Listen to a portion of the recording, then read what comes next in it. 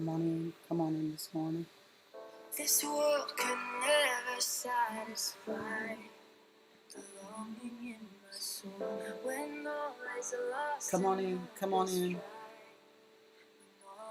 Good morning, come on in and worship. Come on in and let's worship this morning. Good morning, it's day 5. Day 5 of the Feast of Unleavened Bread. Come on in and let's worship. Let's prepare our hearts for the word this morning and for intercession. Come on in, come on in. Come on in. Not anymore. I need you, Lord. I need you, Lord. I feel it burning like a fire, stronger than before. Yes. You are the one that I desire. Come on. I couldn't ask for more, so I'm coming back to you. Gotta come back. Yes. That is the place to be. Right in His presence is the fullness of joy. The pleasures at His right hand. And a thirst. Come on in.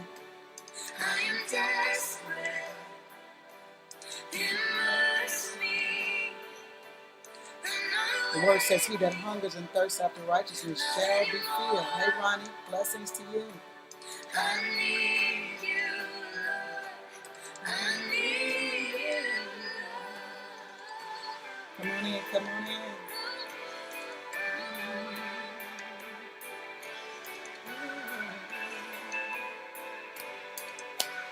Come on in the room. Sweep me away. Come on in, come on in.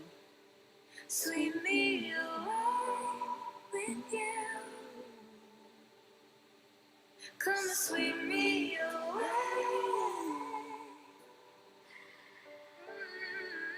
Sweep me away with you. Come on in, come on in. Sweep me away. Come on in, ready to worship and ready to receive this morning. Sweep me away with you. Come on, come on. Hey, John Lee, blessings. Long time no see. Come on in. Come on in, come on in. Come sweep me away with you. There's a hunger. Is anybody else hungry in the room and thirsty and a desperation for the Father and all that He encompasses? Come on, you don't have to wait this morning.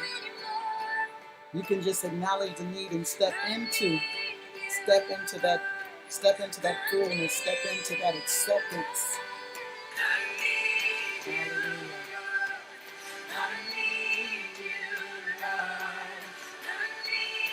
Glory, glory, glory. I need you, Lord. I need you, Lord. I need you, Lord. I need you, Lord. Come on, come on. We're going to get ready to share this word this morning. Get ready for intercession. Come on in. Come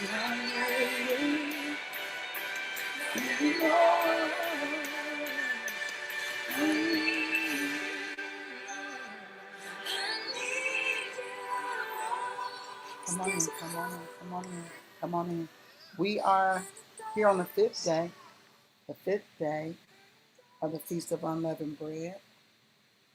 5th day, and this is Altars on Fire. This is our time of intercession and interception, right? We're going to talk about divine contracts this morning. We began a conversation yesterday, and the Father wanted to give us the rest of that conversation so that we can come into what He's calling us into in this season, which is contract with Him, just covenant with Him. And covenant requires two sides. It's not just a one-sided deal. It's not just a one-sided deal. It requires two sides. And so the Father is intent on keeping his side of the contract. We don't ever have to worry about his faithfulness or his commitment. Um, he's going to keep his end. And it's just on our side right now. Um, that's the side that needs to be kept. So many of us over the course of life have been wondering or been trying to figure out what the issue is. In some seasons of your life, you run into uh, what appears to be an issue, and you're trying to figure out, well, what is this blockade? What is this issue? And a lot of times, what religion, false religion, will teach us to do is blame everything on the devil when everything is really not, or blame everything on darkness, blame everything on some entity outside of us. That's what I'm going to use. Some entity outside of us is the cause of this issue, right? But there are two sides to the contract, and what seems to be challenging in that moment, it seems that you get a break, and then you're only to be swept off by the next captor for the next few years. It's like you get a breather, you get a reprieve, and then you're kind of swept off into something else. And so there's been a concern and a question about what that is. And I'm here to inform you that one of the things that the Father wants to deal with is the keeping of the contract on our end. It's a simple, very simple conversation and a very simple contract. It's not a difficult contract at all. As a matter of fact, the biggest part of the contract lies on the Father's end. The simplest part of the contract lies on our end. It's an obligatory situation once he involves himself in the contract, and he's simply wanting us to promise to keep our end. But he's not requesting us to do it in our own strength or on our own. He's the one that gives us the grace, the God ability to keep the contract. It's just a matter of us coming into that dynamic and saying yes to the contract. It's a yes to the contract. And yes is the beginning of the acceptance of the contract. So he wants to talk to us about this thing that we keep coming up against. It's not something outside of us that we're dealing with. A lot of times it's something that's internal that we're dealing with. And he was dealing with our sight a couple of days ago, I believe 2 days ago in intercession. He was dealing with our eyes. And so this is a part of us being able to see and identify what we have really been up against. It's not exactly all that we thought it was. It is an enemy, but it's an inner enemy. It's an enemy that's inside that has to be dealt with. So it's the breaking of the contract in some cases, and in other cases, it's a non-acceptance of the contract in full.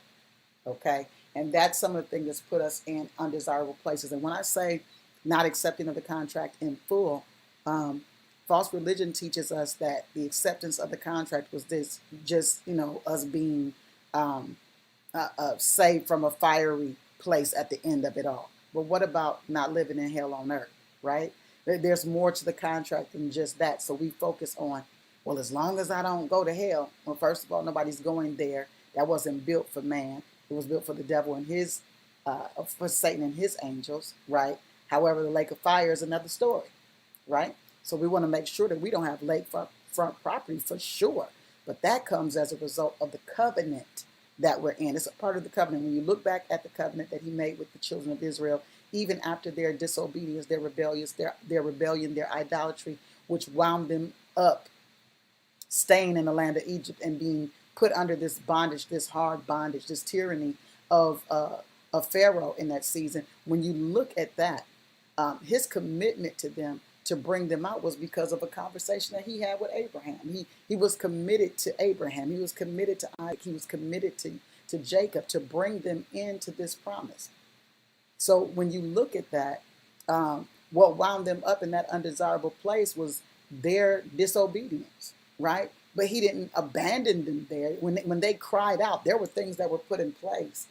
When they cried out, then he responded to their cry. Okay, so it's the relationship. It's definitely the relationship, and that covenant protects. When you look at that covenant, when those plagues were going forth, the first couple of plagues, they had to deal with those plagues because sin has to be paid for. Sin has to be dealt with. But what does he do? In the midst of them originally having to pay for sin, he puts a sacrifice in place, right? And the sacrifice prevents them from having to deal with any more death because of sin, any more payment because of sin. This sacrifice would be a sacrifice that they would do until they stopped rehearsing this thing and the Mashiach would show up to finalize that kind of sacrifice. Good morning, Beverly. Blessings to you, woman of God. So here they are. Um, they're in Egypt, and these plagues are dealing with both Egypt and Goshen because they're in the land.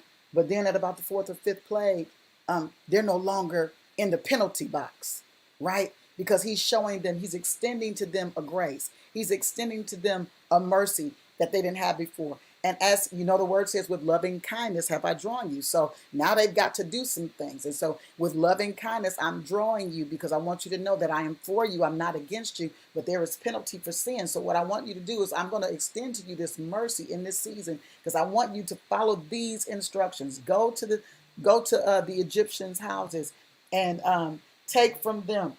Go to the Egyptians' houses and take from them their goods. Take from them their goods. And when you're taking from them their goods, okay, blessings to you. Blessings. When you're taking from them their goods, I want you to now come into your houses. I want you to identify a perfect lamb, a spotless lamb. I want you to take that lamb on the 10th day. I want you to set it aside and I want you to observe it because it needs to be perfect. It needs to be clean. It needs to not have any blemish in it. It needs to be, it doesn't need to be lame or have any defect in it, right? And I want you to take that lamb on the 14th day. I want you to sacrifice the lamb, okay? I want you to take the blood from that lamb and I want you to sprinkle the blood on the doorpost. I want you to sprinkle the blood on the doorpost and on the side posts of that door. And I want you to cook that lamb and I want you to eat it. Then I want you to hurry up and eat it. And I want you to, get this dough ready, but I don't want you to let it rise. I want you to bake cakes of it. Don't let it rise. Just bake cakes of it and eat. But I want you to eat in a hurry because we got to go. We got something to do, right? And so they were able to follow this instruction because now not only had they seen the hand of his vengeance and the hand of his wrath, they also saw the hand of his mercy, and then they received instructions of him to do a thing that brought them to a place of freedom.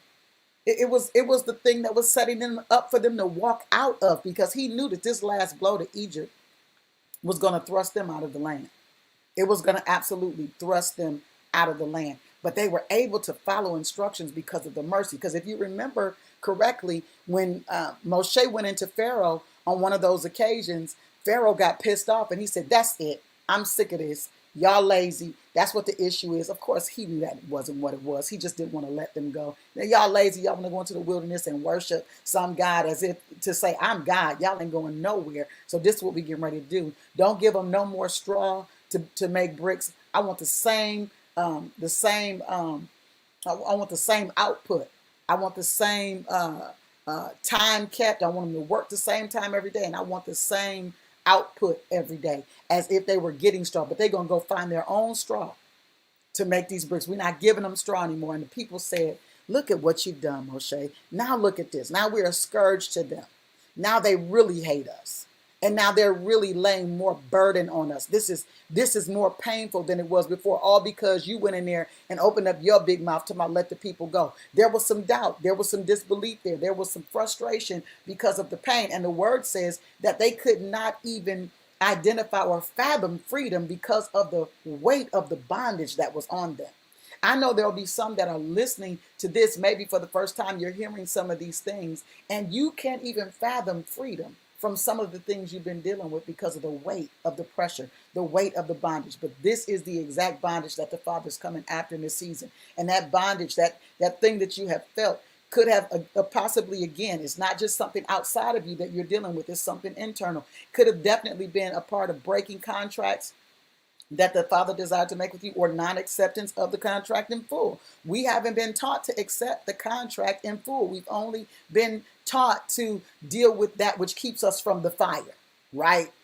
After, when it's all said and done. If I can just be kept from the fire when it's all said and done, I'm all good. And the Father's saying, no, I've given you everything that pertains to living a godly life. And there's nothing godly about poverty. It's nothing godly about lack. It's nothing godly about being broken, sick, diseased. It's nothing broken about any of that. Being bound by habits and issues is nothing. It's nothing. There's nothing beneficial about that. And being alive. That's a part of the contract. That we be free, that we live a life that is full, that the animation of our life be full and abundant, not that it be burdensome, right? But that is all connected to the contract, right? So I was pondering this thought this morning, that there's so much fear mongering. This came up this morning while I was typing my notes and thinking about what the Father was having me to jot down. I was thinking about this morning, that there's so much fear mongering over witchcraft, witches and warlocks, curses and spells. Now understand, while this is a real thing, as sons under contract, we don't have to be paranoid about these kinds of things, okay? We don't have to be paranoid about this one or that one has my picture. I've got to make sure my hair is thrown away properly so nobody gets it. All of these little things that people have said or talked about to put us in fear. Now, witches and warlocks are real. Moshe faced the witches, the soothsayers, the in Pharaoh's court. He faced those, okay? But he faced them. He was not afraid of them. He faced them. He was sent to face them. Matter of fact, Elijah was sent to the mount to face all of those hundreds of prophets. Was it 850 prophets of Baal? He was not afraid of them. He was sent to face them. So there are some things that we have to face, but I want to show you how this facing works in this season. Because the reality of this is that, baby, in this hour, if you got my picture and you got a piece of my hair and you're thinking wickedness against me, thinking to use these items as your device of wickedness against me or any son, that was a divine setup. I'm telling you, you don't have to be afraid of things like that, because if those things were to happen, that someone got that, and your face is all over Facebook, right? You got family members that are not quite fans of yours or whatever. Any of that could potentially be a thing, right? But here's the thing. If that happens, that was a divine setup. Do you know that it was a divine setup for the people of Israel to be in the land of Egypt? Yeah, they sinned, but it was also a divine setup against Egypt to bring Egypt down. To bring them down as a superpower. He had to have a reason. So their sin became full because they were mishandling what belonged to him. Are you listening to what I'm saying? So it would be a divine setup to bring them to their end. Listen, it would bring them to their end. They just don't know that. To ensure that their sin measure is filled up for his vengeance. That's all. So that's fine. If you have my picture, if you have a piece of my hair, that's fine. If you have an article of my clothes, whatever that is, it's cool. Go ahead, because I'm under divine contract. Somebody put in the room, I'm under divine contract. If you know that you're under divine contract or are interested in being under divine contract today, and that's your goal today, put in the room, I'm under divine contract. We don't have to worry about those kinds of things. We got security that handles those. We got angelic agencies that defend us in this wise. We don't have to worry about that. I'm under divine contract. And honey, you've got to be in this hour committed to the understanding of your covenant. And this is why it's very important that you understand. You got to understand the details of the covenant. Okay? And so let's look at this, even with the master. It says in Matthew 26:24 that the Son of Man goeth as it is written of him, but woe unto that man by whom the Son of Man is betrayed. It had been good for that man if he had never been born. Matthew 26, I'm going to put it in the room for you. Are you listening to what I'm saying? Listen, it would be better for them if they had never been born, is what the word says. That's the least of your concern. The least of your concern is that somebody's trying to do something against you, that there's some witch or warlock or some kind of spell being cast, not under divine contract. Now, you better worry about that if you're not under contract.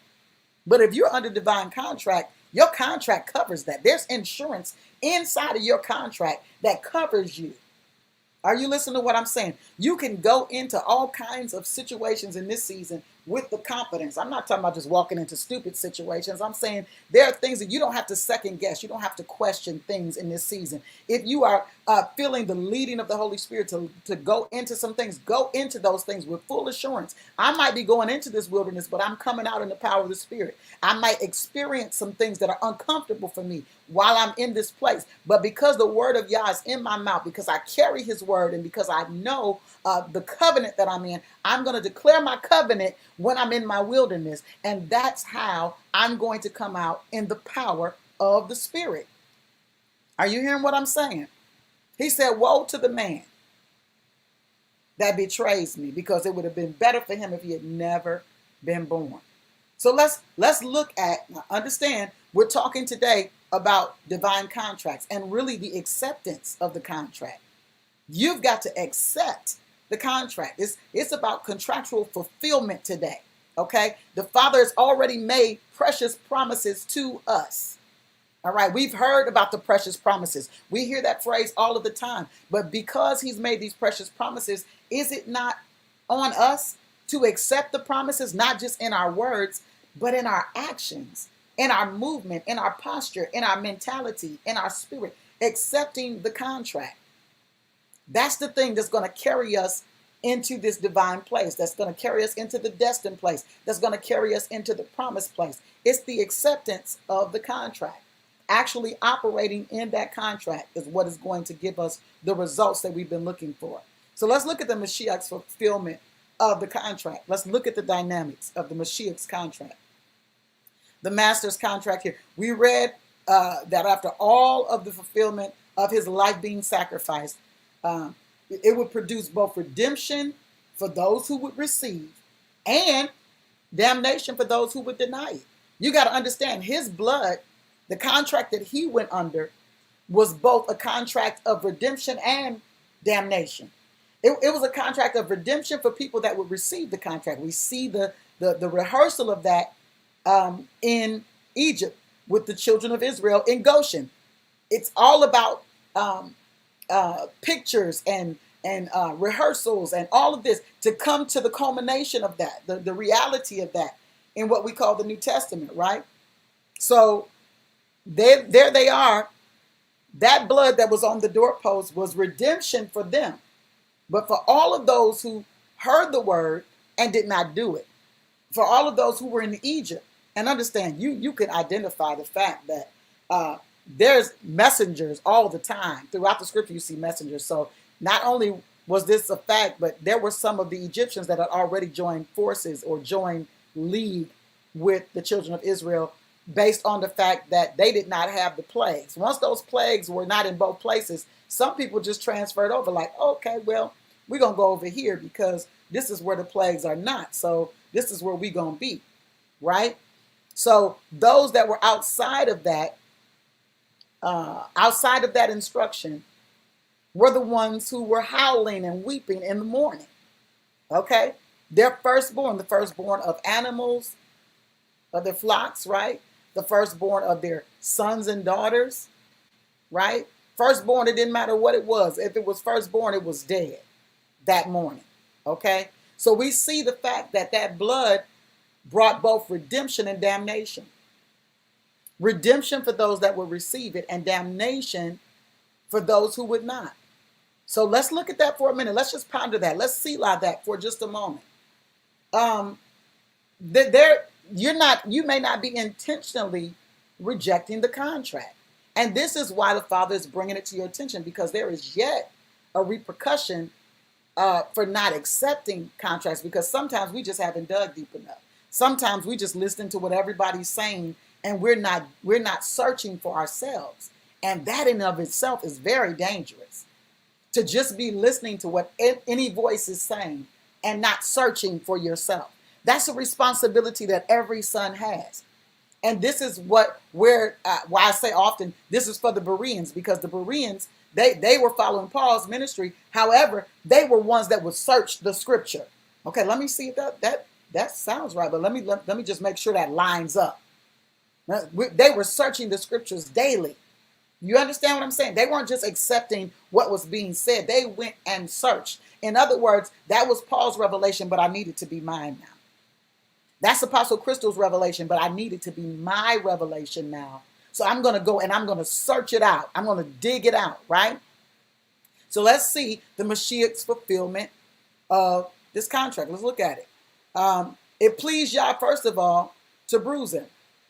And you know what? There's another verse of scripture that I want to say or give you in the way of how damnation would come to those who would reject, right? To those that would reject this, the promise, those that would reject the contract. When you look at, and I think I'm going to read through it. Let me make sure. I think I'm going to read through it. Yeah, I think I'm going to read through it. But when you look at the Pharisees, the scribes, and all of them that were envious of the master, and this is why they wanted to kill him, because of their envy. It's in the scripture. They envied him, and that's why they wanted him dead. Not because he was guilty of anything, but they were jealous of him. And we've got parables and all kinds of stories in the scripture that detail this thing, that the good man sends his son into the field and they kill him, right? We got all of these different things that share with us the breakdown of this story. But they said a thing that was just so powerful to me, because Caiaphas said, listen, I'm not going to kill this just man. I'm not going to kill this innocent man. And he washes his hands. His wife says, don't have anything to do with that innocent man. I was in my dreams. I saw and I heard. She had supernatural encounter in her sleep, and she recognized this is not that. What they're saying is not true. Have nothing to do with this just man. He washes his hands and he said, I don't have anything to do with this. This is all on you. But the scribes and the Pharisees and the Sadducees, they said a thing. Remember, I said it would be better for them if they weren't born at all than to come against you. Just like it was with the master, with Judas. It was better for him never to be born. You know, this is what the master said. It would be better for that one never to be born than to betray me, right? And so we know that Judas went off and he also hanged himself. He repented of the thing that he did. He threw the silver pieces back at those of that Sanhedrin council, but he goes and he hangs himself. It's a wrap, right? Well, here's the thing. We got this thing situated. Let me get back to where I was. It's a divine setup. So here they are. These Sanhedrin, these Sadducees, Pharisees, scribes, all of these that are of that religious council of the day. And they say this thing to Caiaphas when he says, I'm washing my hands. He's not guilty. Not only did they say, give us Barabbas, which was a marked criminal, but let's kill this innocent man, right? It was a part of his destiny.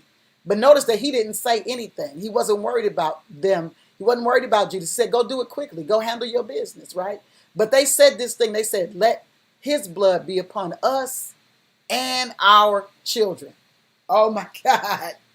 They did it themselves. He did not have to say anything. Come on. Good morning, elder. He didn't have to say anything. They brought it upon themselves. So when I'm telling you that sometimes it's just a lack of us fulfilling contracts. Sometimes it's just a lack of us accepting the contract in full. This is a reality. They created a contract right there on the spot. Judas created a contract on the spot when he went to the Sanhedrin, when he went to the Pharisees and the Sadducees and the scribes to make that deal to betray the master. That was a contract. You're constantly coming under contracts all the time. You made all kinds of contracts throughout your life. I call them personal contracts in life, and many people make personal contracts.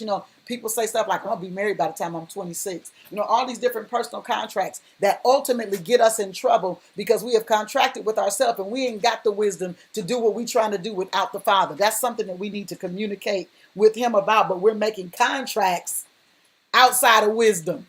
You understand what I'm saying? Without wisdom. Contracts in ignorance are dangerous contracts. And we've all made them. We made contracts in our ignorance, and we've stepped into contractual situations without knowing the full scope of the contract. So when the Father is saying, listen, I want to come into contract with you, it's okay. We don't have to be afraid, and I'm going to get there. We don't have to be afraid of the contract. Let's go back here. Let's go back here. Let's go back here. Let's look at the rest of the fulfillment of the contract of the Mashiach. Here are some dynamics. Isaiah 53. We know that it pleased the Father to bruise him, but it was for our sake. This was a part of the contract, and there will be some times where you are uncomfortable for the sake of the contract. He is despised and rejected of man. I'm in Isaiah 53. He is despised and rejected of man, a man of sorrows and acquainted with grief, and we hid, as it were, our faces from him. He was despised, and we esteemed him not. Surely he hath borne our griefs. Our griefs. That means, listen, if he bore the grief, you don't have to bear it. He bore our griefs and carried our sorrows. If he carried the sorrow, that's not a place you have to live. Yet we did esteem him stricken, smitten of Yah, and afflicted. But he was wounded for our transgressions. He was wounded for your transgressions, for the things that you would miss, for you missing the mark. He was bruised for iniquities. That's a family thing. There are things that happen in the family line that come down the family line that we have to overcome and we have to deal with. If it's not announced, we identify it and then we deal with it so that the rest of the lineage does not have to deal with it without the announcement. The chastisement of our peace, he was beat up so you could have peace, was upon him. And with his stripes, ye were healed. We are healed. He was also bruised and beaten and beaten, striped for your healing. So all of these different things has something to do with different areas of your life. The only thing that we have been committed to is, I just don't want to go to hell. Yeah, that's not, as a son, there's got to be more to this than that, because you were born for purpose. So if you're not acknowledging your purpose, that means you're not under contract. You're not fulfilling contract. You're not completing contract. You're not accepting the full contract. The contract says that because you were born into the world, there is something that you were born for. So you saying, okay, let me acknowledge and identify what I'm born for so that I can get in the contract. I can be under contract and I don't have to fear and I don't have to worry and I don't have to concern myself with the menial things of life. Under contract, I'm in Psalm 91. I'm in the secret place, right? Under contract, I'm in the secret place. And I don't have to worry about all these other things. That doesn't mean I'm always going to be comfortable. Sometimes I'm going to be challenged. But the challenge is to change me. The challenge is to change my perspective, because I live in a world where the perspective is you only do it if it feels good. You only eat it if it tastes good. And sometimes it's not that the food don't taste good, it's that your taste buds are messed up. So this is why there's a hunger needed and a thirst. And those that hunger and thirst after righteousness will be filled. That's what your appetite is. And if that's what your appetite is, and that's what your palate accepts, then anything else is now going to be foreign to your palate. It's not that healthy food is nasty. It's just that your palate has been messed up with sugar and all kinds of other damnable things. So now you can't even enjoy. You can't even taste the food. You got to butter it down. You got to cook it to death. You got to put so many things on it that you can't even enjoy it anymore, because your palate is not,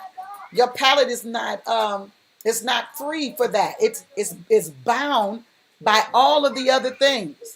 It's bound by all of the other things. So let's look at this. It says, surely he had borne our griefs and carried our sorrows, yet we did esteem him stricken, smitten of Yah, and afflicted. But he was wounded for our transgression. I'm in verse 5. He was bruised for our iniquities. The chastisement of our peace was upon him, and with his stripes we are healed. All we like sheep have gone astray. This is the thing that I was talking about. We have turned everyone to his own way. This is the issue. We've not accepted the contract. We've turned to our own way. We're very familiar with scriptures. Lean not to your own understanding, but in all your ways acknowledge him and he will direct your path. That's easy to say, but we've not been taught to do it. They have turned everyone to his own way, and Yah have laid on him the iniquity of us all. All of our iniquity has been laid on him. He was oppressed. Look at his contract. This is all a part of his contract. He was oppressed. And then the word says that none of you have been called to a place of blood as far as the contract is concerned. You've not been called to the place of blood and death physically for the sake of contract, but he was.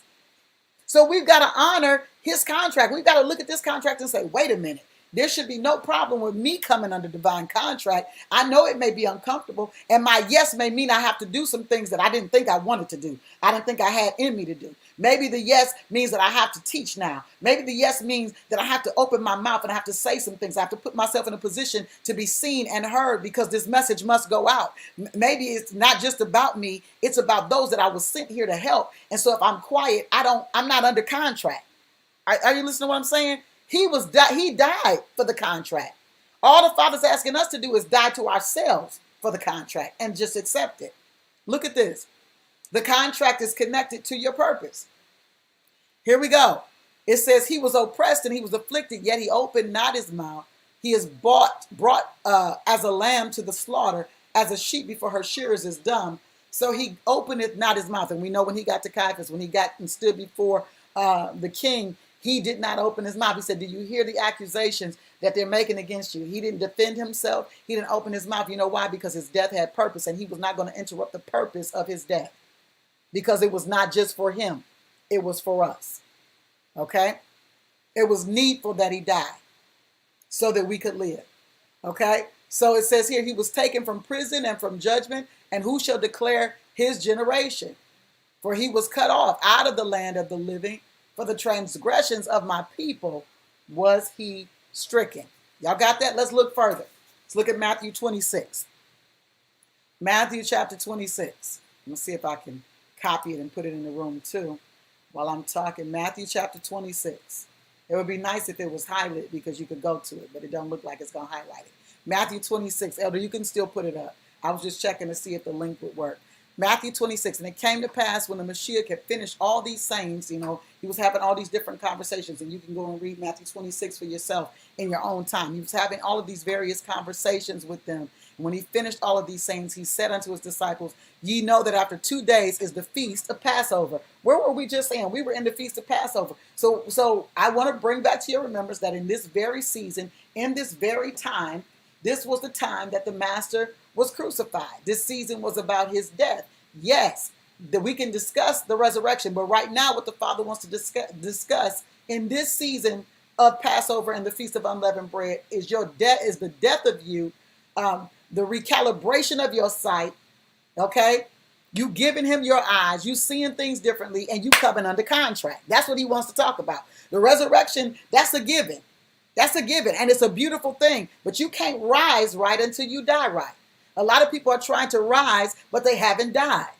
And this is what the Father is after in this season. He's saying you got to die first so I can resurrect you. All right?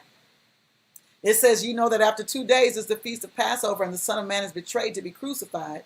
Then assembled together the chief priests and the scribes and the elders of the people unto the palace of the high priest, who was called Caiaphas, and consulted that they might take the master by subtlety and kill him. They wanted to sneak and take him and kill him. That's what the subtlety is about. The subtlety is about. They didn't, and then this is what they said in verse 5. But they said, not on the feast day, lest there be an uproar among the people. See, this is a holy time. This is not a time, and even if people were on the cross, come on, even if people were on, I'm sorry, I'm so adept to that. Even if people were crucified, that's what I want to say, because cross, we've already dealt with that. So you see, even I have to still deal with the remnants of the things that I have learned. Still have to kill stuff that I was raised in. I still have to kill it all the time because it'll come out. Now, that ain't what I'm trying to say. That's not what I'm talking about, because that ain't the case. You have to revoke the lie. You have to revoke the lie. Come out of contract with the lie and stay in contract with the truth. So even if they were on the tree, even if they were killed, then they would take them down off of the tree before the Sabbath. They would take them off that tree before any feast was coming, because it wasn't lawful for them to be on the tree during the feast. This is why they said we're not taking him during the feast, because there'll be an uproar among the people. So we see after that this issue with the ointment. You know, he's in the house and the woman comes with the alabaster box and she breaks open the ointment, and he's challenged by Judas, right? We could have used that for feeding the poor. Well, Judas wasn't concerned about feeding the poor. Judas had been dipping in the bag already. He was a thief, right? Then Judas is bargaining, right, with the leaders, the Sanhedrin, with the leaders. What you gonna give me, and I'll deliver him unto you. And they covenanted with him for 30 pieces of silver. Did you hear that word? Judas entered a covenant, right? Matthew 26:16, and it says, and from that time he sought opportunity to betray him. He sought opportunity to fulfill his covenant. But guess what? He was paid before he fulfilled the covenant. That goes to something, but I'm not going to go there today. He was paid because of his acceptance of the covenant. There was something different about how they functioned back in that day. They understood that their word is their bond. They understood that once they entered into the contract, it wasn't just based on their action that the contract was sealed. It wasn't just based on their action that things began to be activated. It was based on their yes. It was based on their acceptance of the contract. So Judas got paid before he did the deed, right? It says here, then you had the garden conflict, right? Where the master goes into the garden and he's his heart is broken. And most people would think, oh, he's crying because he don't want to die. He's not crying because he don't want to die. He knows that if he dies, his father's going to have to turn his face from him because he's about to put the burden and the sin of every man, the iniquity of all mankind. All of this pressure from our lives, from the lives of everyone that would live, was going to be on him. And the father couldn't look at sin, let alone sin of one man. He going to look at the sins of the world on his son. He had to turn his face. And so the master was like, listen, if we can do this another way, because I don't want to be disconnected from you. I've grown fond of our connection, and I don't want to be disconnected from you. I want to remain connected. And that wasn't the way this was going to work. He had to be in this position, and the father had to turn his face. This is why you hear the master saying, Father, why have you forsaken me, right? Then we understand that the betrayal of purpose happens, the arrest, right? Judas comes and he kissed the master, and the betrayal of purpose. Remember, I was telling you that it doesn't matter if people have a lock of your hair, a piece of your clothes. When you're under contract, everything has purpose. Everything has purpose. If they got a picture of you, none of that matters. You don't have to concern yourself with that. If you're not under covenant, you got a problem. But if you are under divine covenant, that is not your problem. Everything about the covenant has purpose concerning you, and it has purpose concerning the people that are attaching themselves to you, whether for blessing or curse. You remember what the father said concerning Abraham. He said, I'll bless those that bless you, and I will curse those that curse you.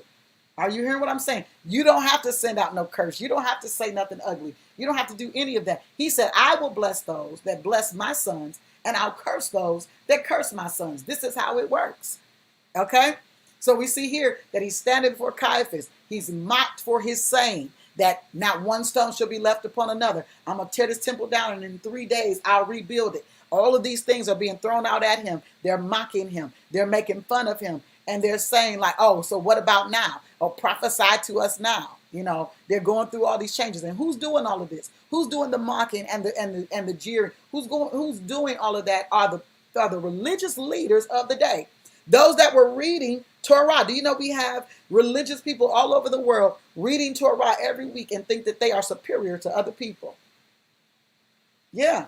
We've got people that are reading Torah every week and don't even understand the fulfillment of Torah.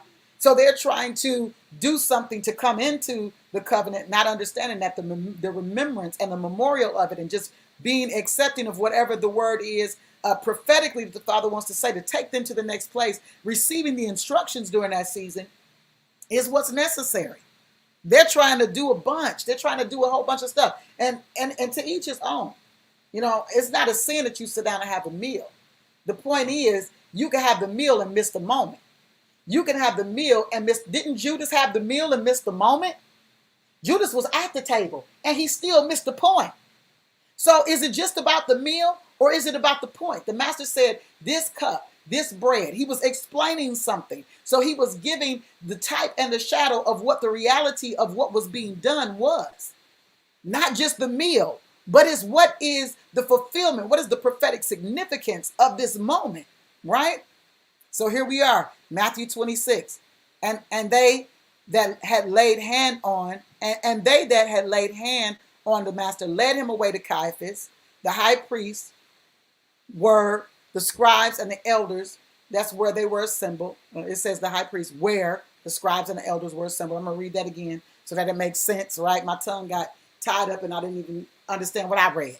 And they that laid hand on the master led him away to Caiaphas, the high priest, where the scribes and the elders were assembled, the religious leaders of that day, the ones that read Torah, right? But Peter, I'm in Matthew 26:58, but Peter followed him afar off unto the high priest's palace and went in and sat with the servants to see the end. Now Peter, who was all up on him, I'm never going to leave your side. He's in the distance. So imagine, not only is the master having to go through what he's going through, but the people that usually are with him are standing afar off. Like, don't try to associate me with him. I don't want his punishment, right? But Peter followed him afar off unto the high priest's palace. Okay, verse 59 in Matthew 26. Now the chief priests and the elders and all the council sought false witness against the Mashiach to put him to death. Can I tell you something? As long as you live, somebody gonna lie on you. As long as you live, there's going to be false witnesses. For sons, this is a part of our covenant. This is a part of our life, that we have to get to a place where we can be lied on and not try to defend ourselves. Where we can be lied on, we can be misrepresented, we can be mishandled, and not feel the need to defend ourselves, because there is already defense built in to divine contract. Somebody put in the room, there's already defense built in. There's already defense built in. I'm going to put it in the room because I need to say it too. There is already a defense built in. Come on, built in to divine contract. Come on now. There's already a defense built into divine contract. You don't have to defend yourself. You're confused if you think you've got to defend yourself. You're going to waste a lot of energy defending yourself. You're going to waste a lot of energy. Not only are you going to waste energy, but you're going to create an energy within yourself that's going to create an ailment in you. You're going to create an energy that's going to create issues in your body internally. Because you cannot deal with every issue that everybody's dealing with concerning you, because you have decided to be a son and you've decided to walk out your contract. You can't be concerned about that. You can't come to your own defense. The Father is the one that defends the sons. Are you listening to what I'm saying? There's already a defense built in to divine contract. He doesn't have to say anything. Now the chief priests and the elders and all the councils sought false witness against him to put him to death, but found none. They couldn't find a false witness. They just had to start making it up. People will just make it up. Somebody will have something in their mind and they'll just make it up. They'll just make it up. Now, I don't have nothing on you for real, but I'm just going to make it up because it makes me feel good to make it up, because you are exposing to me something about me that I don't want to deal with. So because of that, I want you to feel the pressure of this lie. I want you to feel the pressure of this mishandling. I want you to feel the pressure of whatever it is. But you have to be settled in the fact that there is insurance built in and defense built in to your divine contract. It says here they could find none. Yea, though many false witnesses came, yet found they none. At the last came two false witnesses. Two false witnesses. And I'm in Matthew 26:61. Are y'all following? Matthew 26:61. And said, this fellow said, I am able to destroy the temple of God and to build it in 3 days. Now they're dealing with natural perspective. They have no clue the supernatural conversation that he was having. They don't have a clue as to what it meant. Neither did they inquire. Neither did they inquire. They did not inquire, what does that mean? They just said, listen to this fool. Granny will be done in a moment. Yes, I'll get them for you. They didn't inquire. They didn't even inquire. They just said, look at this fool. Talking about he going to tear the temple down and rebuild it in 3 days. Like, that's not possible. You know how long it took to build the temple? But you will always deal with people that are in their flesh, and a flesh perspective would never understand spiritual things. It's stupid to them. It's dumb to them. They don't get it. They don't even conceptualize or have a concept for a spiritual thing. But they read in Torah. But they're reading. And they don't understand. They cool with magic, though, because you got to understand, at this point, the Sanhedrin and all of these, Kabbalah is around all of these different things that they are into. They've been in Babylon. They've been in all of these other places that they've been whisked off to because of idolatry and disobedience. And so now all of this is a part of how they worship, right? You'll notice throughout scripture, there's still constant conversation about not doing this like they do, not handling this like that. Don't imitate what you see them doing. And they did all of that. Thus, we have today this thing called Christianity, which is a culmination of every debaucherous thing, as far as I am concerned and as far as I see. People just mix whatever in there. But we're going to mix prayer and sage. We're going to mix prayer and yoga. We're going to mix prayer. We're just going to take something from everywhere and do what we're going to do. And the Father's going to see that, and he's going to be cool with it. No, he's not. You cannot give him anything that is not of him. This is why the children of Israel were in such deep crap, when it came to, I believe it was either Isaiah or Jeremiah, that they were dealing with them baking these cakes to the Queen of Heaven, which has something to do with Easter, right? To Ishtar, to Astarte. Her name is different in different languages, okay? But they're baking these cakes to the Queen of Heaven, right? And so he's challenging them. He's like, what are y'all doing? That's not what we to do. That's not how we're supposed to move. And so they stopped for a season. They said, well, our husbands, they okayed it, and they see us doing what we're doing, and they say it's okay. And so they stopped for a season. Get off Granny's door. I said, wait. Get off my door. I'll be out in a moment, okay? Okay, give me a minute. Okay, I said, wait, I'm live. Give me a moment, okay? And so they said, you know, we're cool. We're doing what has been authorized. They even went as far as to say, the Father has authorized us to do all these things. He's allowing it to happen. It's cool. And then they stopped for a season, and then it looked like they was going down, like, you know, like they were suffering. No, they were suffering the consequences of their sin. And so they said, you know, when we stopped baking cakes to the Queen of Heaven, it's like we wasn't blessed no more. So we going back to what we was doing. And no, we're not going to stop doing this, because this is why we've been blessed, having no clue that this Father that brought them into a land of promise said that this land ain't like Egypt. He said this. He said, this land is not like Egypt. He said it in Deuteronomy 11, I believe. This land is a land that I'm going to watch with my own eyes. See, in Egypt, you had to water your crops. In the promised land, I'm going to water your crops. You don't have to do the hard labor in this, except the contract. You don't have to do hard labor in the promise. The hard labor was done when you was under hard taskmasters. My yoke is easy. Come on, you see the word coming alive? My yoke is easy. My burden is light. Come into contract with me. All you that are heavy, burden and heavy laden, come unto me. Let's get in the contract. This is the contract that you need to be under, right? Let's go back, Matthew 26. It says here, and said, the two false witnesses said, this fellow said, I'm able to destroy the temple of God and to build it in 3 days. And the high priest arose and said unto him, answerest thou nothing? What is it which these witnesses say against you? What is it which these witness against thee? Verse 63, but the master held his peace. And the high priest answered and said unto him, I adjure thee by the living God. Wait a minute. I adjure thee by the living God that thou tell us whether thou be the Christ, the Son of Yah, whether thou be the Messiah, the Mashiach, the Son of Yah. And the master saith unto him, thou hast said, you said it. Nevertheless, I say unto you, hereafter shall ye see the Son of Man sitting on the right hand of power and coming in the clouds of heaven. He's giving him the future of the thing, because he understands his contract.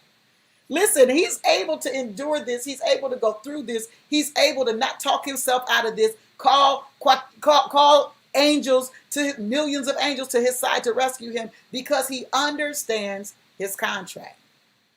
Then the high priest rent his clothes, saying, he hath spoken blasphemy. What further need have we of witnesses? Behold, now ye have heard his blasphemy. Now this is, it's not Caiaphas. This is the one after him. What think ye? They answered and said, he is guilty of death. Then did they spit in his face and buffeted him, and others smote him with the palms of their hands, saying, prophesy unto us, thou Christ, Mashiach, who is he that smote thee? Which one of us smacked you? Prophesy now. Tell us which one smacked you. If you look at this, this is deep, because even at this time, we see this now in the age that we live in, but even at this time, at this point, they are denoting prophecy as a prediction, as a guess, not as something that is for fulfillment, but now as something that is to be toyed with or tampered with. Let's look at Israel again.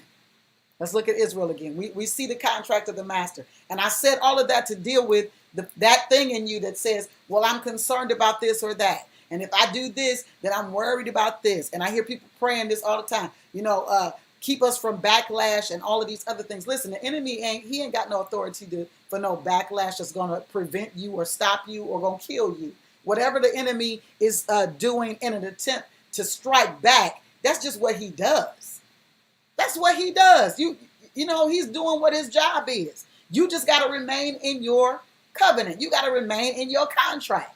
That's the least of your worries, what he's going to do to strike back. That we're not concerned about that because our authorization is higher than his anyway. So whatever he's striking, we've been authorized to dodge the fiery darts of the wicked one. There's no weapon that's formed against us that has the ability to prosper. See, we're concerned. False religion has created all of these little pockets of foolishness that we concern ourselves about. So really what it creates is a spirit of fear in the people, because when you really will, you know, feel like I'm feeling like I want to do this, but I'm not sure because of backlash. Anybody worried about no backlash under divine contract? You're not worried about backlash. Backlash is a part of it. If you say something to somebody, you expect them not to talk back. If you're dealing with an enemy, are you expecting them not to hit back? I mean, what are we talking about here? Right? Let's look at Israel again. They left the land of Canaan, the land of promise, due to the famine, to go to Egypt, right? So here's the beginning of the fulfillment of promise to Abraham's descendants. Isaac was born in the land, and he was the only one that had never left it. Yitzchak, Isaac, he was born in that land. Matter of fact, Ishmael was also born there, but he had to leave. He was put out.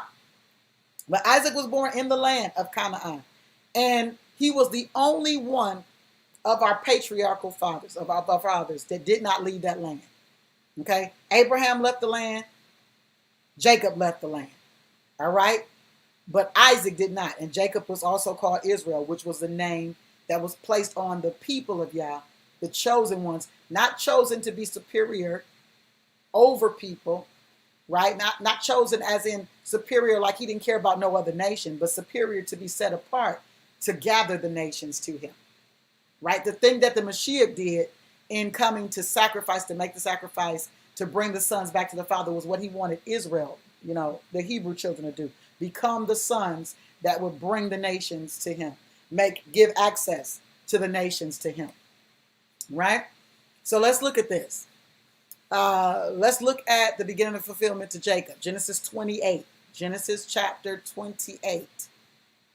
And Yaakov, which is, we say Jacob, right? But Yaakov went out from Beersheba and went toward Haran. Now you remember Haran, right? That's mentioned in the beginning of the conversation concerning Abraham and Terah's father, right? He had a brother named Haran, and this was a place called Haran. And he lighted upon a certain place. This is Jacob after he has left his mother and father's house. He's got issue with his brother. He has the birthright. I'm not going to say he stole it because he didn't. I'm so tired of people saying that. It's foolishness. He never stole anything. It wasn't stolen. It was given to him. Now, was he the blessing is what he stole, okay? But Esau gave him the birthright. So let's not get it confused. The birthright was given to him. That was a transaction. That was a contract that was made between him and his brother over a bowl of lentils. So let's say this thing right. Over the bowl of lentils, Esau didn't see the benefit or the value of the birthright, so he gave it to his brother for something to eat, something that was going to pass through his system and he was never going to have the benefit of again. He gave it up. And this is why the word says, Jacob have I loved and Esau have I hated. This was the father's words. Okay? So now the blessing is another story. His mother sent him in there to take the blessing as well. Okay? And her issue was that, first of all, and this was a rightful issue. Let's look at the whole situation. We talk about contracts. Let's look at the whole situation. Her issue was valid. Esau don't have no value for the things of Yah. Esau then went and took a wife of Ishmael. Esau have no value. We're not getting ready to allow the things of Yah to be in the hands of wicked people, in the hands of people that are not of promise, right? So she said, go in there. I heard them talking. Go in there. He went out to get game. Take something out of my flock over here. Killed it. Well, I'm gonna kill this thing. I'm gonna cook it. I'm gonna give it to you. Take it in there. Feed it to him. We're gonna put this hair on your arms. You got to retrieve that blessing, because if you don't retrieve that blessing, this is gonna be a mess. Now you got the birthright, but you need the blessing. Okay. Now you look at that however you want to look at it. But the reality is she had a value for the things of Yah.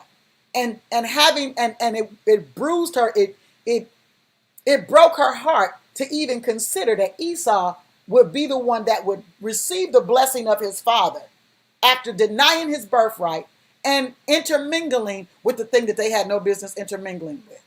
Are you listening to what I'm saying? So you see it how you want to see it. But at the end of the day, this is after all of that. Now we're going to read Genesis 28:11. It says, and he lighted upon a certain place.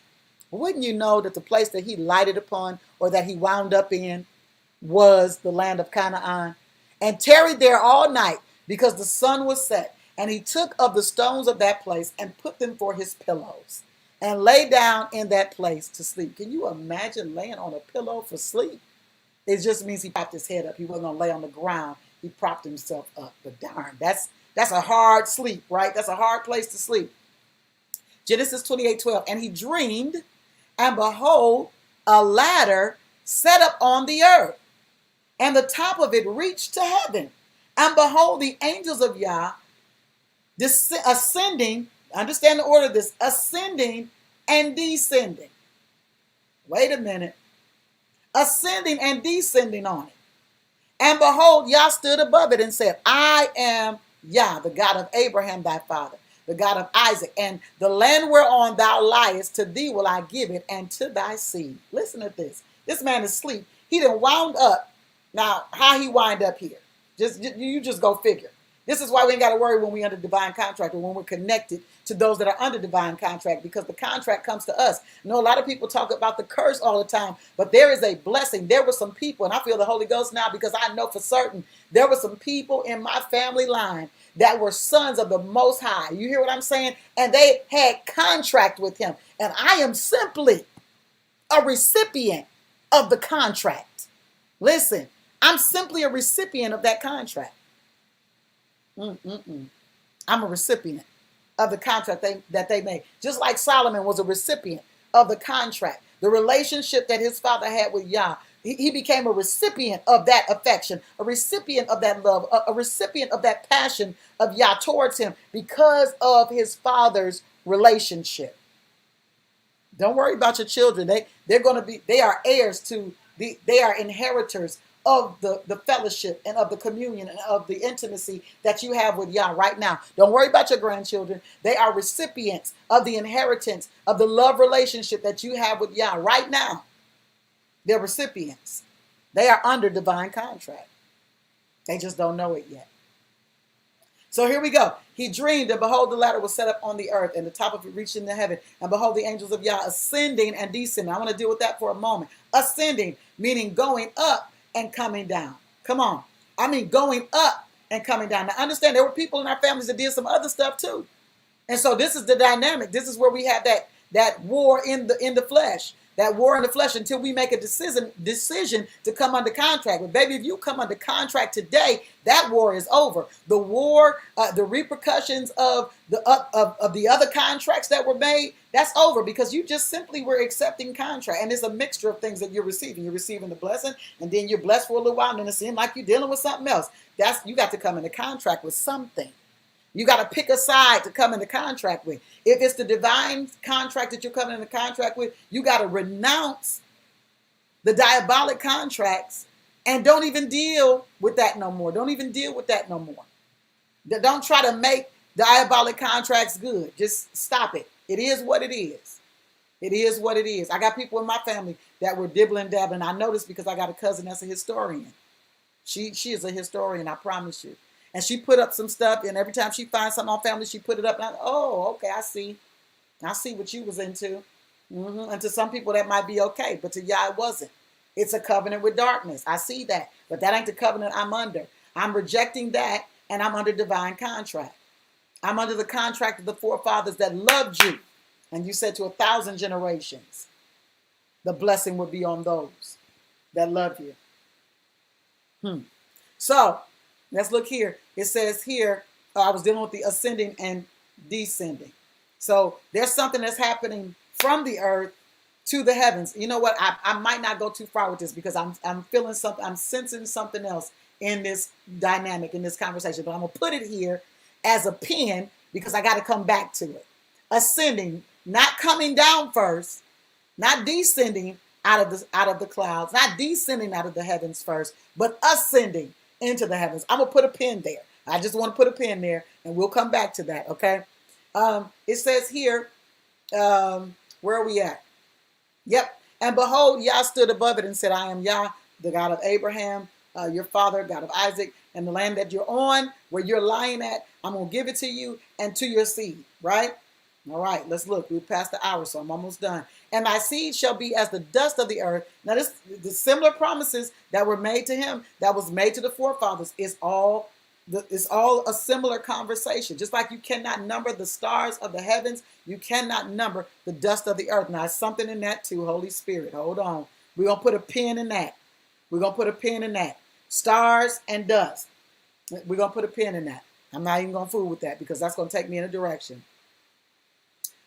He says here, and I will bring thee, he said, and behold, I am with thee, and I will keep thee in all places whither thou goest. Now listen, that goes back to what I said before about your picture, your hair, your garment, whatever, somebody trying to take to do whatever they're trying to do. He said, and behold, I am with thee and will keep thee in all places whither thou goest. Now, did he not go to his uncle Laban's house? And did not his uncle Laban, under contract with darkness, try to keep him there by manipulation and all kinds of things, and realize, like he said, by divination, that you're the reason that I'm blessed? So he tried to keep him there, changing his wages, playing with the daughter thing. He wanted to marry one daughter. He gave him the oldest daughter first, right?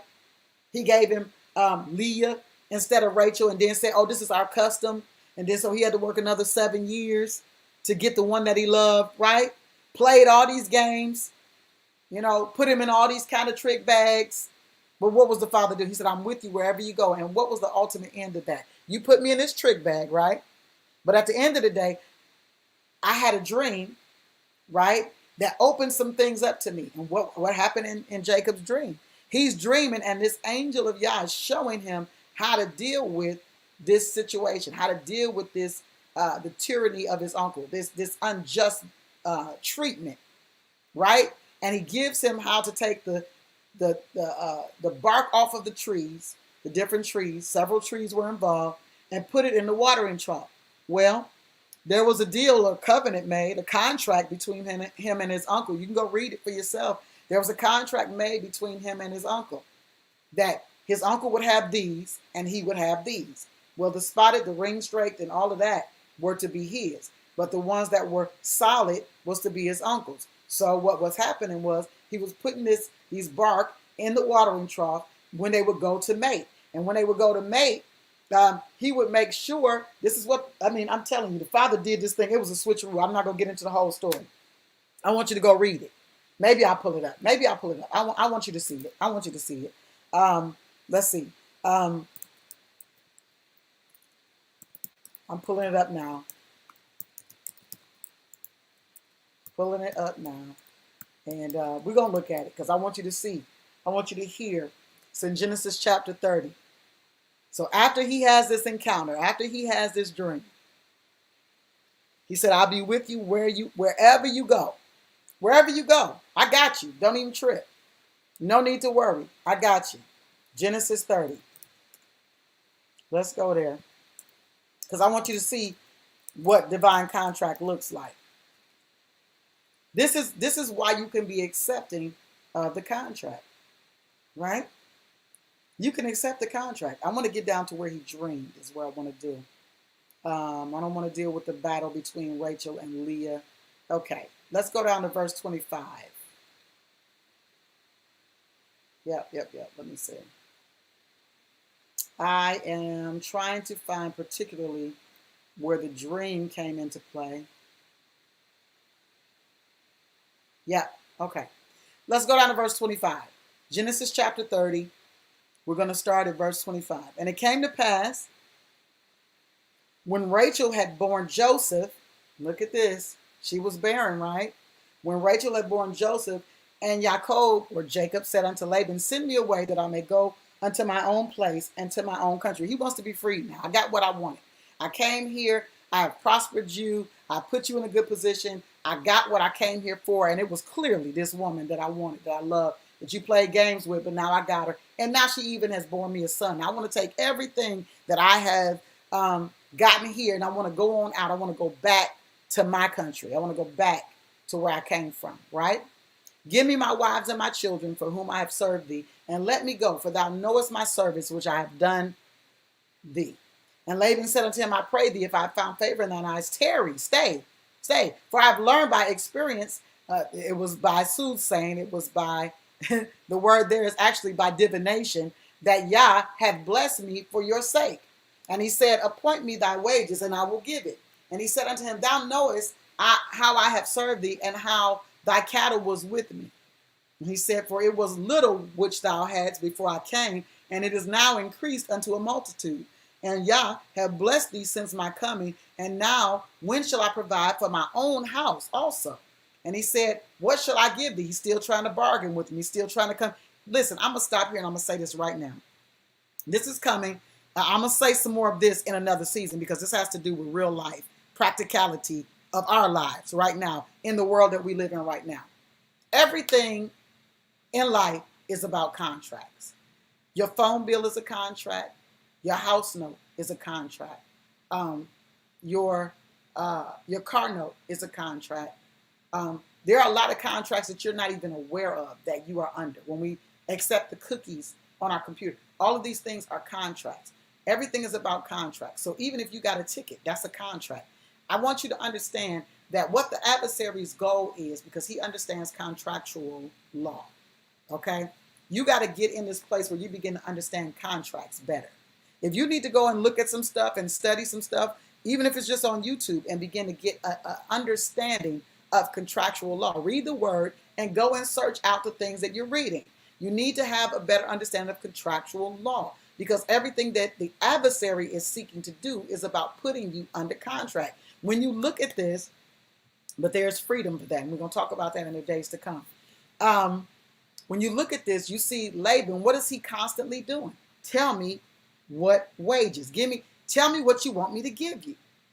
What do you want me to give you? It's always this trade-off. It's a transaction. It's always a trade-off. No, I want to keep you in this captivity. I want to keep you under my bondage. I want to keep you in this place. I want you to continue to do this for me. Remember, it was the same thing with the children of Israel. The Father wanted to take them from that land so that they could worship and serve him, so that they could build for him, not for the enemy anymore, right?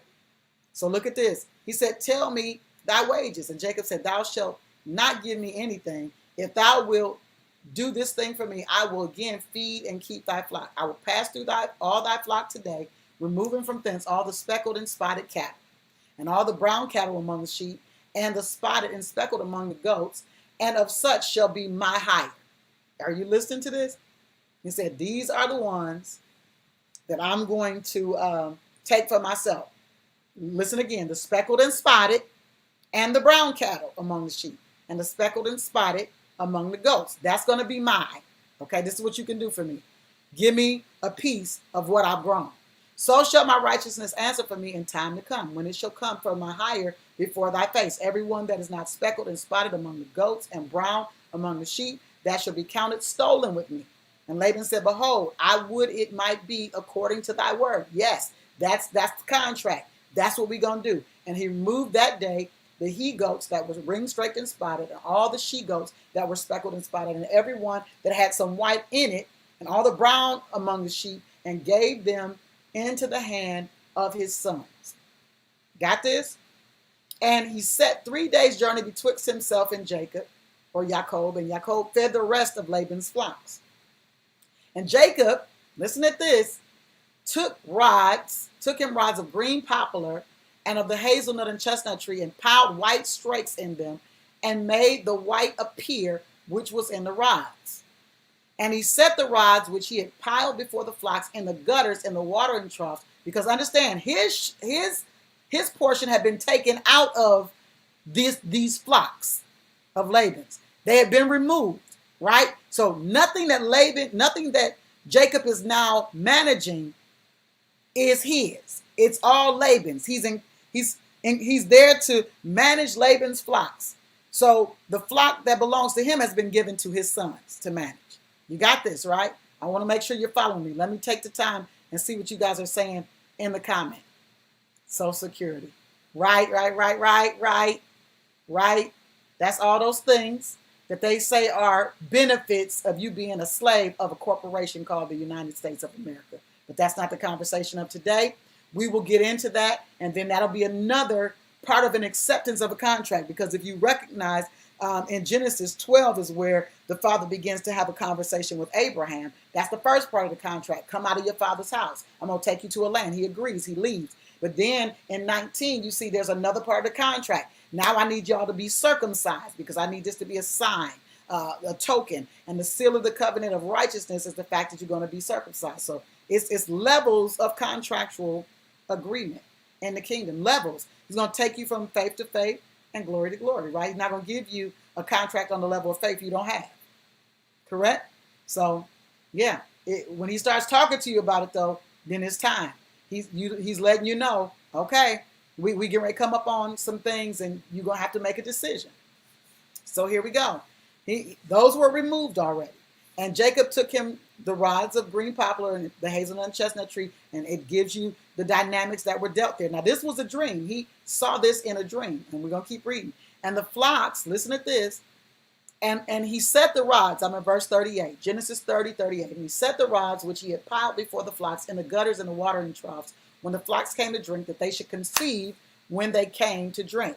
And the flocks conceived before the rods and brought forth cattle, ring-straked, speckled, and spotted. Wait a minute. Are y'all hearing what's happening here? Are you listening to what's happening? He followed the instructions that were in his dream, because now the father is getting ready to deal with. He's getting ready to bring judgment. He's getting ready to deal with this one that is operating in divination to try to keep him in a captive place. Now he's getting ready to get dealt with because he's not appreciative. He's not accepting of the blessing that was received. He just wants to focus on, I don't have no honor for this. I just want what I want, right? Okay, here we go. Speckled and spotted, ring straight. Now these cattle that are Laban's are bearing, and now they're going to have to be put in Jacob's flock. And Jacob did separate the lambs and set the faces of the flocks toward the ring straight, and all the brown in the flock of Laban. And he put his own flocks by themselves and put them not unto Laban's cattle. Listen to this. And it came to pass, whensoever the stronger cattle did conceive, that Jacob or Jacob laid the rods before the eyes of the cattle in the gutters, that they might conceive among the rods. This is supernatural, y'all. Are y'all listening to this? But when the cattle were feeble, he put them not in. So the feebler were Laban's, and the stronger Jacob's. Wow. And the man increased exceedingly, and had much cattle, and maidservants, and men servants, and camels, and asses. That's why he had me read that. So you ain't got to worry. Don't trip. You don't have to worry. Don't trip. Don't try to defend yourself in the season. Just accept the contract. Accept the contract. Okay? If you accept the contract, insurances and defense is built into the divine contract. This is the reason why you have those bouts of blessing, and then it seems like something else is happening. Now, I'm not saying that there are not ups and downs, like there are not ebbs and flows in life, but the consistency, I want you to understand this. When the Father put Adam in the garden, did he expect him to fall in any way? No, he did not. When he put the children of Israel in their promised place, did he expect the land to dry up? No, he did not. It was their sin that caused the land to dry up. He put them in a perpetual place of blessing. This is possible. It's just that we're not taught it. This is possible. We just have to come into the contract properly. We just have to accept the contract. As the contract, the terms are increasing, or we have to accept the contract. But if you don't accept the contract, then there is no igniting the contract or no activation of the contract. Therefore, you don't get the benefits of what the contract is pertaining to. You don't get the benefits. So look at this. And behold, I am with thee. I will keep thee in all places whither thou goest, right? Okay, so Jacob awoke out of his sleep. We're past that. Let's go on down here. And Jacob rose up early in the morning. Okay, nope. And Jacob awakened out of his sleep. Let me make sure. Okay, I'm going to read 15. We're in Genesis 28:15 again. And behold, I am with thee, and I will keep thee in all places whither thou goest, and I will bring thee again into this land, which is Canaan, which is the promise. For I will not leave thee until I have done that which I have spoken to thee of. And Jacob, or Jacob, awakened out of his sleep, and he said, surely Yah is in this place. And I didn't even know. I didn't even know where I was. I didn't even know. He said, and he was afraid and said, how dreadful is this place? This is none other. He said dreadful, not meaning bad or negative, meaning how magnificent, right? This is magnificent beyond anybody's wildest imagination. This is none other but the house of Yah, and this is the gate of heaven. So look at this. This makes sense, right? Because he said, my eyes on that land in Deuteronomy 11, I'm going to be watching that land with my own eyes. This is not a land that you're going to have to tend to or till like that. You're not going to have to do that. Not here. That I'm all over that. I got that. It's the gate of heaven. That's where the opening happens, right? In the promised place is where the opening happens. But you have to be under contract. You can't expect open heaven outside of contract. You have to be under contract. Look at this. He said it's the gate of heaven. And Jacob arose up early in the morning and took the stone that he had put for his pillow and set up for a pillar, an altar, and poured oil on top of it. And he called the name of that place Bethel, which is the house of Yah, right? But the name of that city was called Luz before. Luz was where he was, but he renamed it Bethel. And Jacob vowed a vow, saying, if Yah will be with me. Look, he's putting forth contract, right? There is a such thing as Yah putting forth a contract and us. You remember Abraham when Lot was in, when he was in Sodom and Gomorrah, then Abraham was entering into contract with Yah over the safety of his nephew. You remember that? Well, if it be this many people in the land, if it be that many, he said, that's fine. That's fine. We could do that, but it wasn't that many, right? Okay. So here we go. Call that place Bethel. And Jacob vowed a vow, saying, if Yah will be with me and will keep me in this way that I go, and will give me bread to eat and raiment to put on. Listen at this. He is vowing a vow to Yah. He is making a covenant. He's going under contractual agreement with the Father. He's putting forth his part of the agreement. He said, if you do this, so that I come again to my Father's house in peace, then shall he be my God. Like, okay, I don't know all the things that my forefathers knew about you. I need a specific experience with you, specific encounter with you. This is great. This is supernatural. This is amazing. This is dreadful. However, when we get through with this encounter and this experience, I need some practical reality in my life, because this is something, okay? But what is this going to look like practically while I'm walking out my life, okay? And this stone which I have set for a pillar shall be Yah's house. And of all that thou shalt give me, will I surely give the tenth unto thee.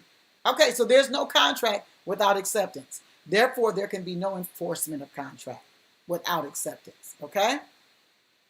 So Yah's portion of contract with us began at our conception. At conception. We are an answer to an issue or a problem in the earth. That's why you're here. You're an answer to an issue, to a problem, to a system, a diabolic system. You're an answer to. We are the light response to the dark situation. Okay? And I've been pondering this in my heart for some time. One of the things that I've identified with I've identified with this thing, as many of you are asking, how do I know what I'm called to? Some things I've identified with. First, what you are called to do begins when you're in your youth or in your childhood.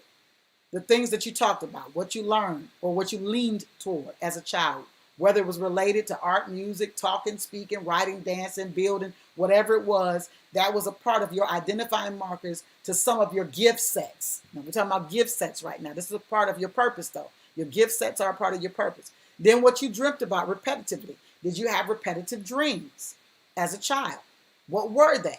The things you are passionately identifying in this season.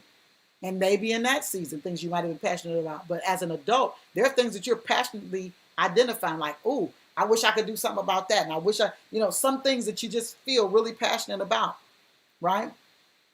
Those are part of things that you've been called to. Also, the issues in the world during the time of your birth. This is something that I've noticed over the course of my life, that a lot of the time what I see as a part of my calling is stuff that were issues during the time of my birth or right before I was born. And a lot of that has a lot to do with who I am and what I'm assigned to correct, whether literally or metaphorically. Did that make sense to you? So find whatever year you were born, I want you to go and I want you to look at some of the things that were going on right before you were born up to the time of your birth. Go look at that, because there's a reason why you were sent. You were sent to make some corrections, right? So signing the contract by my life.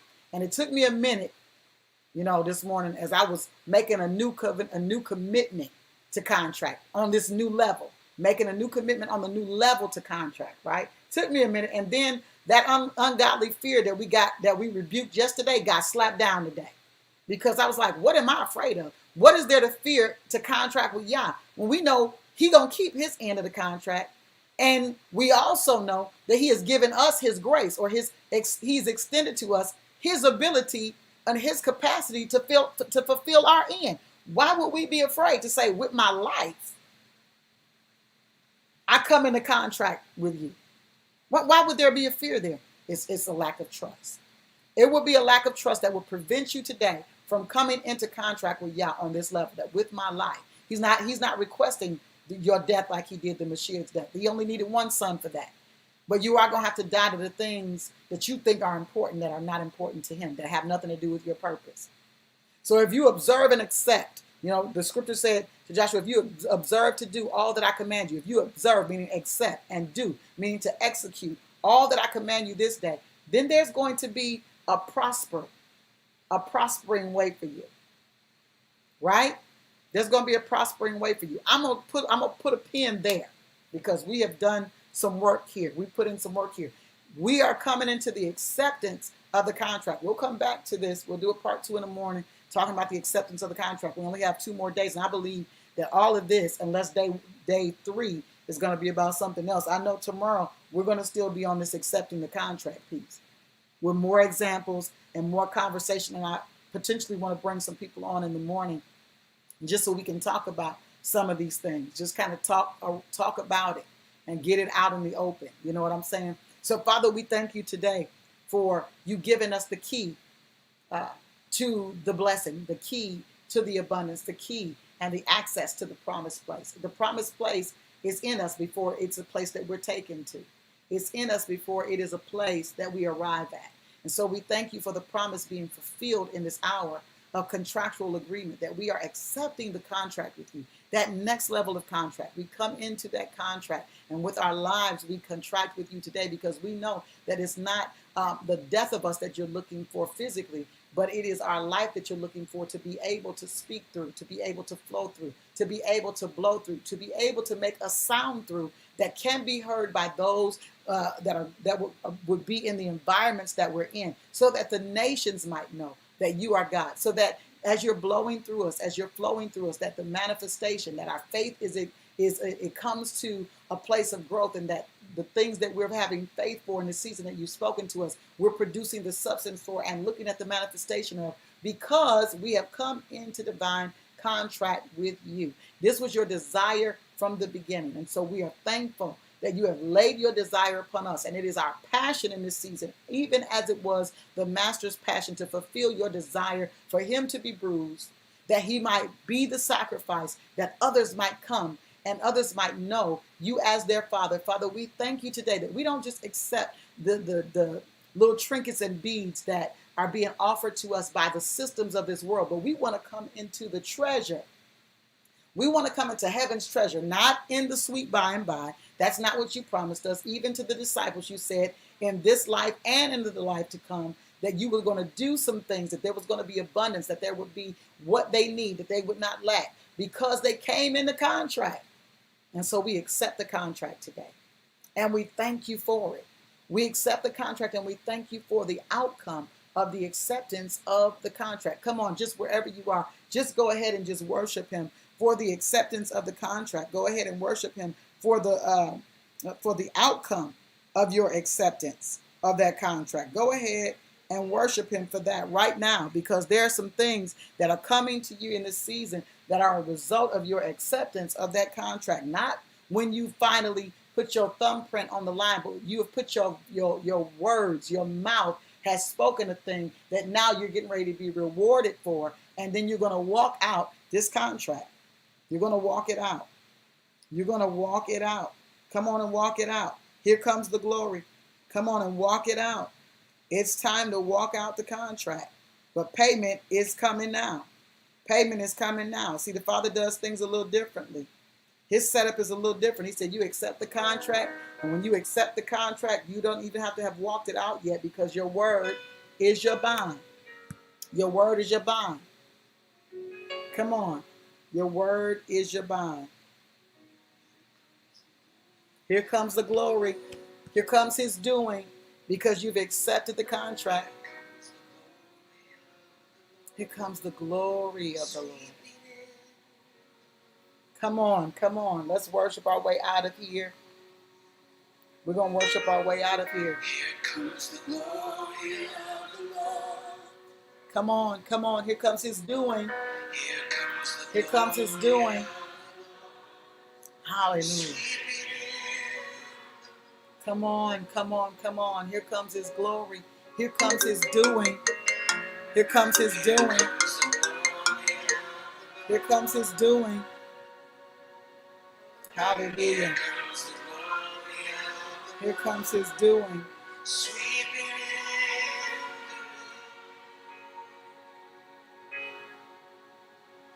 Hallelujah. Here comes the glory. Here comes the glory. Here comes the glory. Here comes the glory. Hallelujah. It's sweeping. It's sweeping. It's sweeping. Oh, hallelujah. Oh, mighty God, we thank you. We thank you. I'll see you guys tonight. I'll see you guys tonight at 7:30 for the Covenant Continuum. That's Here Comes the Glory by David and Nicole Binion. Here comes the glory. I love you guys. Peace to your house. The body is a me. It's not a me thing. It's a we thing. The body is not a me thing. It is a we thing. Peace to your house, y'all.